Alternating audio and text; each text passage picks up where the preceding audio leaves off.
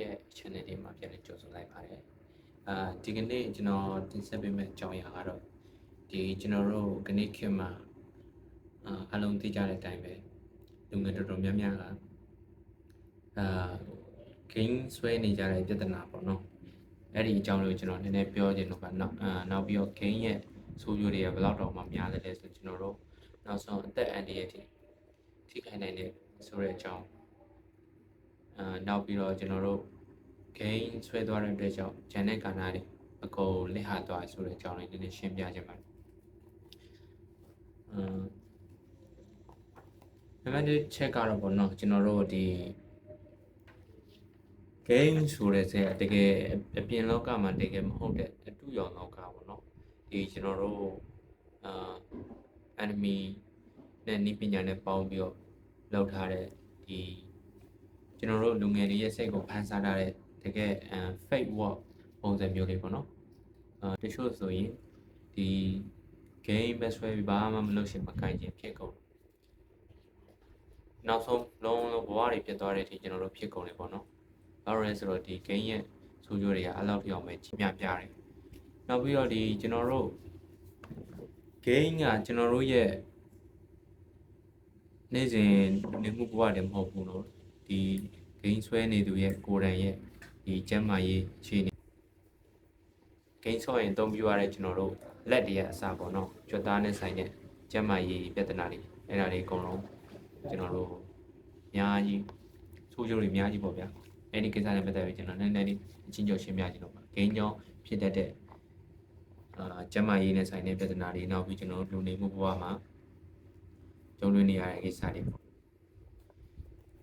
ပထမဆုံးတစ်ချက်ကဒီကျွန်တော်တို့လူငယ်တွေ game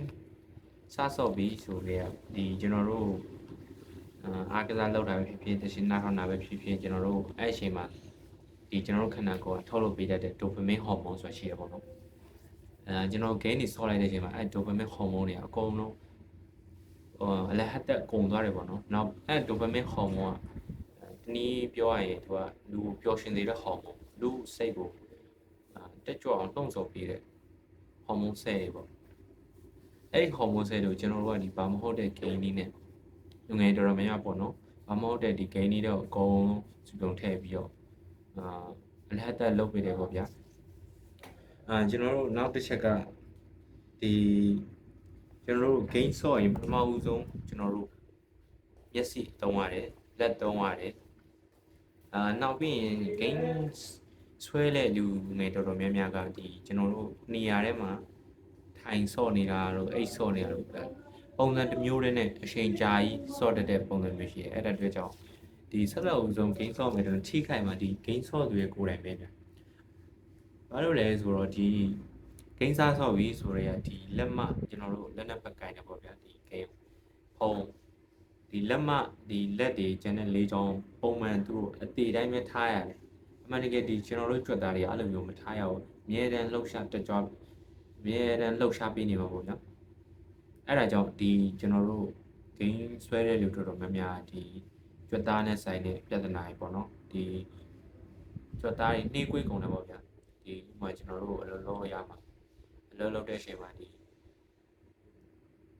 အဓိကဒီကျွန်တော်လက်ကြွက်သားတွေပေါ့မကင်နိုင်တော့ဘူးပစ္စည်းတစ်ခုခုနောက်တစ်ခုကဒီကျွန်တော်တို့မျက်စိဒီဂိမ်းဆွဲတဲ့လူတော်တော်များများအများစုပေါ့နော်ဒီနေ့ဘက်မှာဆော့ရတယ်ညဘက်မှာပို့ပြီးဆော့များရတယ်ညဘက်ဆော့တာဒီကျွန်တော်တို့ရဲ့မျက်စိကိုပို့ပြီးတော့ထိခိုက်စေနောက်ပြီးဘာလို့ထိခိုက်စေရလဲဆိုတော့ကျွန်တော်တို့ကဒီမျက်စိကိုနေ့ဘက်မှာတက်ညဘက်မှာပို့ပြီးတော့အသုံးပြုရတယ်ကျွန်တော်တို့ရဲ့မျက်စိအသုံးပြုနေဆိုဘာလို့လဲဆိုတော့ညဘက်မှောင်သွားတဲ့အချိန်မှာဒီဖုံးအားကျွန်တော်တို့မျက်စိကိုတိုက်ရိုက်ထိတဲ့အတွက်အဲကြောင့်ကျွန်တော်တို့ရဲ့မျက်စိနောက်ပြီးတော့ဒီအာယုကြောမျက်စိနဲ့အာယုကြောဆက်နေတဲ့အတွက်ဒီကျွန်တော်တို့တွေးခေါ်မှုတွေနှောင့်နှေးကုန်တယ်ဆုပ်ယုပ်ကုန်တယ်နောက်တစ်ခုကမျက်စိတွေမှုံကုန်တယ်အဝေးမှုံနီးမှုံကုန်တယ်အဲကြောင့်ဒီဒီနေ့ခေတ်လူတော်တော်များများကဒီမျက်မှန်တွေငယ်ငယ်ရွယ်နဲ့တက်ကြတယ်ပေါ့ဗျာတက်ကြရတယ်နောက်ဆိုအများစုတစ်ချက်ကဒီ social media အသုံးများတဲ့အတွက်ကြောင့်လည်းပါတယ်နောက်တစ်ခုကဒီ game ကြောင့်ပေါ့ game တွေမှာတော်တော်များများမျက်မှန်သုံးပြီးကြရတယ်နောက်တစ်ချက်ကဒီကျွန်တော်တို့ ပုံစံတစ်မျိုးတည်းနဲ့ဆော့တဲ့အတွက်ဒီကျွန်တော်တို့ခန္ဓာကိုယ်ရဲ့လှုပ်ရှားမှု movement တွေဒီ cell တွေကလှုပ်ချာမရှိတဲ့အတွက်သူတို့ကအသေးတိုင်းဖြစ်သွားပြီးတော့နောက်ဆုံးဒီ cell တွေကဘာမှအလိုလိုပျောက်ကွယ်ကုန်တယ်ပေါ့ဗျာလှုပ်ရှားမှုမရှိတဲ့အတွက်ဒီသွေးထဲမှာပဲသူတို့ကဒီ cell တွေဆိုတာကျွန်တော်တို့ကပုံမှန်အားဖြင့်လှုပ်ချာနေပေးရတယ်လေ့ကျင့်ခန်းအညောင်းအညာပြေလုပ်ပေးရတယ်အဲ့ဒါမှလည်းဒီ cell တွေကတက်ကြလန်းဆန်းမှာပေါ့ဗျာဒီကျွန်တော်တို့လူငယ်ကြားမှာရေပန်းစားရဲ့ဂိမ်းတစ်မျိုးကတော့ Mobile Legends နဲ့ဒီကျွန်တော်တို့ PUBG ပေါ့ဒီနှစ်မျိုးကတော့လူပန်းpopular ဖြစ်ဆုံးပေါ့ဗျာလူငယ်တွေကြားမှာနောက်တစ်ခုကဒီကျွန်တော်တို့ဂိမ်းကြောင့်ပဲဘဝလုံးနဲ့ယောဂတွေကြုံရနိုင်တယ်ဒီကျွန်တော်တို့ပေါ့နော်ဒီနေ့ခေတ်မှာဆိုရင်ဒီ Mobile Legends နဲ့ PUBG ကကျွန်တော်တို့